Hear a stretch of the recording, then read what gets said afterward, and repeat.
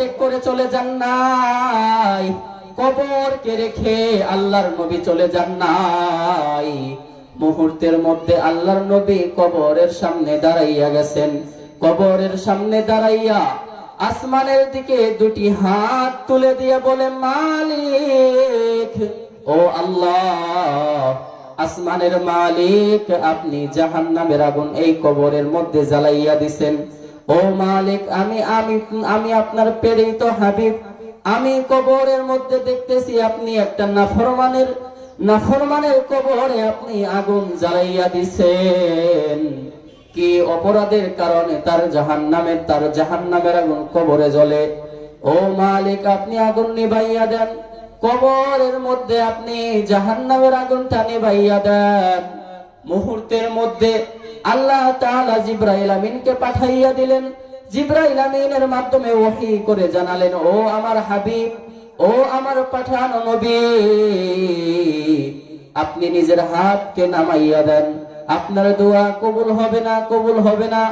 হায় রে মুসলমান ইমানদার আল্লাহর গোলাম, আল্লাহর নবীর দোয়ার বরকতে আবু হুরায়রা রাদিয়াল্লাহু আনহুর মা হেদায়েত পেয়ে গেলেন।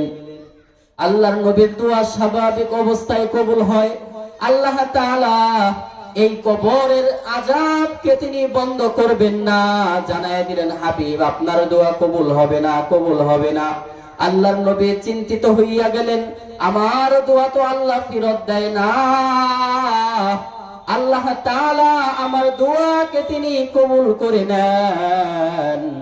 নবী রাসূলগণের দোয়া তো স্বাভাবিক হালতে ফিরত আসে না। আল্লাহর নবী চিন্তিত হইয়া গেলেন, আমার দোয়া ফিরত আসার কথা নয়, কারণ নবীরা হলো মুস্তাজাবুদ দাওয়া, নবীরা হলো মুস্তাজাবুদ দাওয়া, যা দোয়া করে তাই আল্লাহ কবুল করে নেন।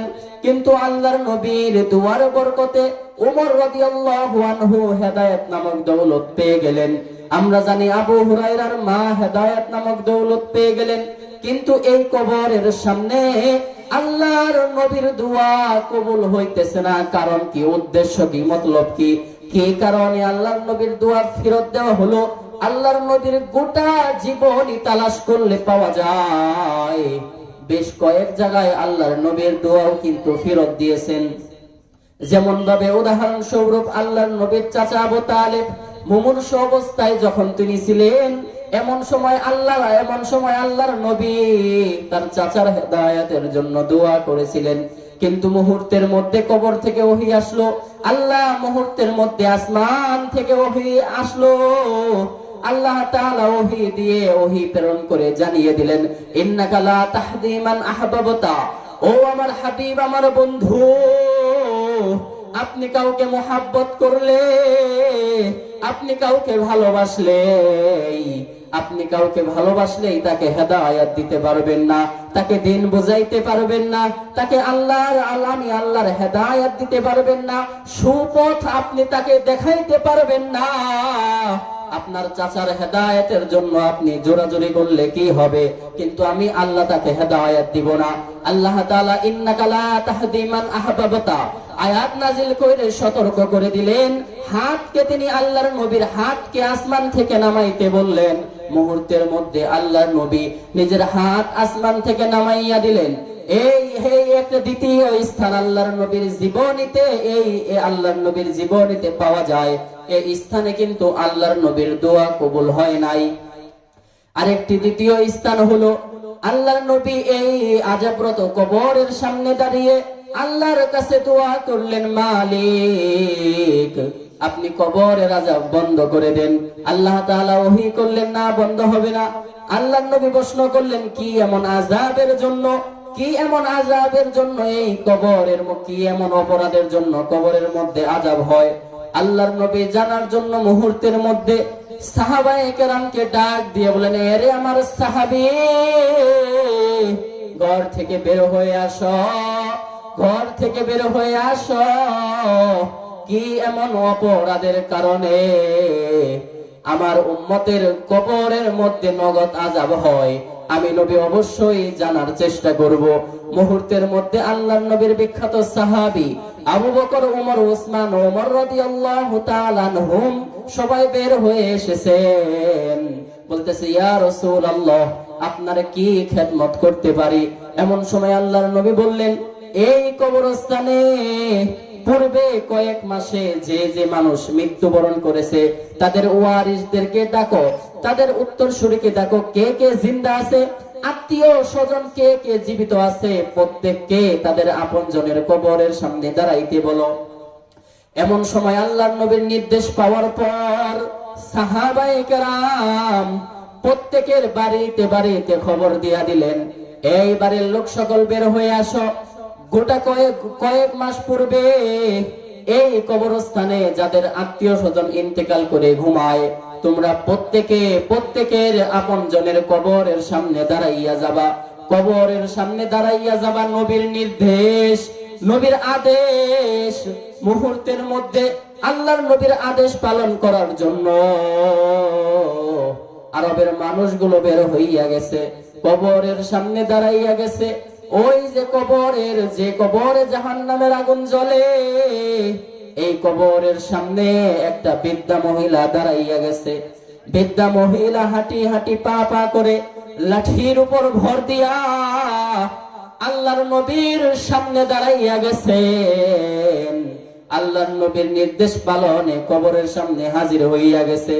এমন সময় আল্লাহর নবী ইশারা করে বললেন, এই কবরের মধ্যে আযাব হয়, আমি নবী দেখতেছি। এবার ওই বৃদ্ধা মহিলাকে জিজ্ঞাসা করলেন, এই বৃদ্ধা মা, এই কবরটা কার? বলো না, বলো না, ও বৃদ্ধা মা। এমন সময় বৃদ্ধা জবাব দেয়, ইয়া রাসূলুল্লাহ, এই কবরটা তো আমার সন্তানের কবর। নাউজুবিল্লাহ বলেন। এই কবরটা আমার নাফরমান সন্তানের কবর, যে সন্তান প্রতিনিয়ত আমার সাথে মন্দ আচরণ করত, আমার হক গুলা নষ্ট করত। আমি আমার সন্তানের হক গুলো আল্লাহর কাছে দাবি রেখেছি। পৃথিবীর জমিনে আমি আমার সন্তানের বদ আচরণের কারণে, মন্দ আচরণের কারণে আমি পৃথিবীর জমিনে কোনো নেতা মন্ত্রীর কাছে বিচার দেই নাই, পৃথিবীর কোনো মানুষের কাছে বিচার দায়ের করি নাই। আমি বিচার দায়ের করেছি আসমানের মালিক, জমিনের মালিক একমাত্র আল্লাহর কাছে। আমার বরদুয়ার কারণেই আল্লাহ তাআলা এই কবরের মধ্যে আল্লাহ তাআলা নগদ জাহান্নামের আগুন জ্বালাইয়া দিছে। এবার আল্লাহর নবী বৃদ্ধা মাকে অনুরোধ করে বলে, মা রে, তোমার নাফরমান সন্তানের কবরে আযাব আমি দেখতেছি। এ বৃদ্ধা মা, মাফ করে দাও, মাফ করে দাও। তোমার সন্তানের কবরের আযাব হইতেছে, তুমি মাফ করে দিলে কবরের আযাব বন্ধ হয়ে যাবে। মুহূর্তের মধ্যে বৃদ্ধা মা জবাব দেয়, ইয়া রাসূলুল্লাহ, আখিরি জামানার পয়গম্বর, আপনি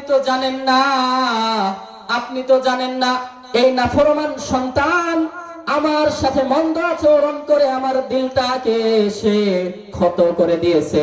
আমার দিলের মধ্যে তার মন্দ আচরণ গুলো এখনো পুরোপুরি ভাবে মনে পড়ে।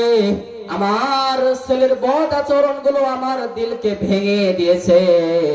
ইয়া রাসূলুল্লাহ, আমি আমার সন্তানকে মাফ করব না, আমি আরো বরদুয়া করতেছি, মালিক আপনি আমার নাফরমান সন্তানের কবরের আযাব আপনি আরো 3 গুণ বৃদ্ধি করে দেন। নাউজুবিল্লাহ বলেন।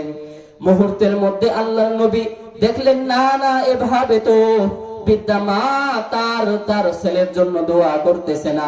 এবার আল্লাহ তাআলার দরবারে নবী আলাইহিস সালাম, নবী রাহমাতুল লিল আলামিন দ্বিতীয়বার যখন নিজের হাতকে উঠাইয়া দিলেন, আবার আল্লাহর নবী আসমানের দিকে হাত তুলে দিলেন, ডাক দিয়ে বললেন, ও মালিক, আমি যে আমার বসীরতের দৃষ্টি দিয়ে কবরের আযাব আমি দেখতেছি, আমার এই চোখের পাওয়ারকে এক মুহূর্তের জন্য আপনি এই বৃদ্ধা মহিলাকে দান করে দেন। সুবহানাল্লাহ বলেন।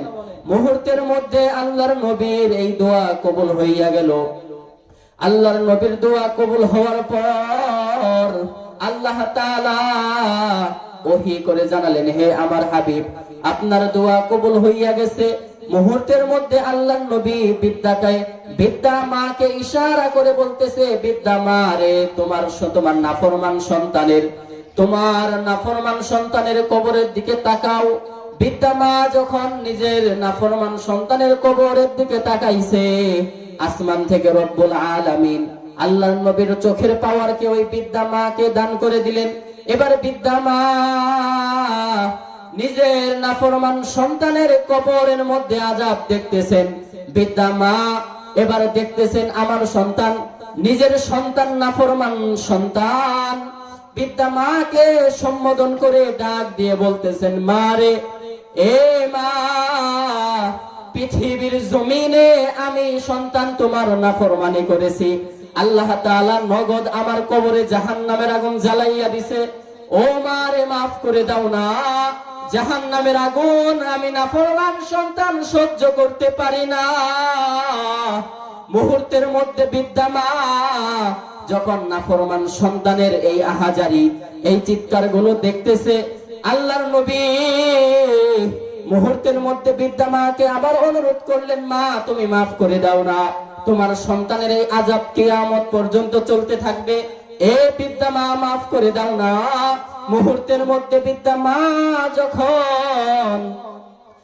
মা যখন সন্তানের আহাজারি চিৎকার গুলো দেখতেছিল, বৃদ্ধা মা মুহূর্তেই ডাক দিয়ে বলে, মালিক, ও আসমানের মালিক, আপনি আমার নাফরমান সন্তানকে মাফ করে দেন।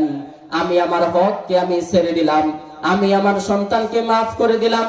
ও আসমানের মালিক, আপনি মাফ করে দেন। এর কারণ হলো, পৃথিবীর মধ্যে মায়েরা তো এমন হয়, সন্তান যদি 1000টা অপরাধ করে আর নিজের অপরাধকে স্বীকার করে মায়ের সামনে দাঁড়ায় মাথা নত করে দেয়, বিনয় ভাবে নিজের মাথা নত করে দেয়, মায়ের কাছে মাপ চায়, মায়েদের দিল এত কোমল হয়, নরম হয়, মুহূর্তের মধ্যে সন্তানের 1000টা অপরাধ বৃদ্ধা মা মাফ করে দেওয়ার জন্য প্রস্তুত থাকে। কিন্তু